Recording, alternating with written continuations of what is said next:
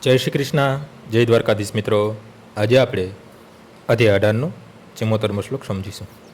સંજય ઉવાચ ઇત્યહમ વાસુદેવસ્ય પાર્થસ્ય ચ મહાત્મનઃ સંવાદમીમ શોષ મદ્ભુતમ રોમહર્ષણમ. સંજયે કહ્યું, આ પ્રમાણે મેં કૃષ્ણ તથા અર્જુન બંને મહાપુરુષોના સંવાદ સાંભળ્યો.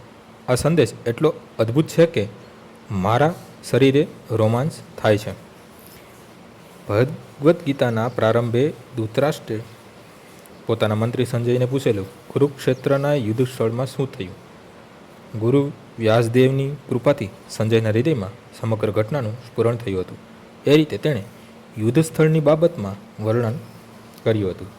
આ સંવાદ અદ્ભુત હતો, કારણ કે આની પૂર્વે બે મહાપુરુષો વચ્ચે આવો મહત્વપૂર્ણ સંવાદ ક્યારેય થયો ન હતો અને ભવિષ્યમાં પુનઃ થશે પણ નહીં. તે અદ્ભુત સંવાદ હતો, કારણ કે પૂર્ણ પુરુષોત્તમ પરમેશ્વર પોતાની શક્તિઓ તથા પોતાના વિશે જીવાત્મા અર્જુનને કહી રહ્યા હતા કે જે પરમ ભક્ત હતો. જો આપણે કૃષ્ણને સમજવા માટે અર્જુનના પગલે ચાલીએ તો આપણું જીવન સુખી તથા સફળ થઈ જશે. સંજયને આનો ખ્યાલ આવ્યો અને જેમ જેમ તેને સમજાયું તેમ તેમ તેણે આ સંવાદ ધૃતરાષ્ટ્રને કહી સંભળાવ્યો. હવે ઉપસંહારમાં કહ્યું છે કે જ્યાં જ્યાં કૃષ્ણ તથા અર્જુન હોય છે ત્યાં ત્યાં વિજય થાય છે.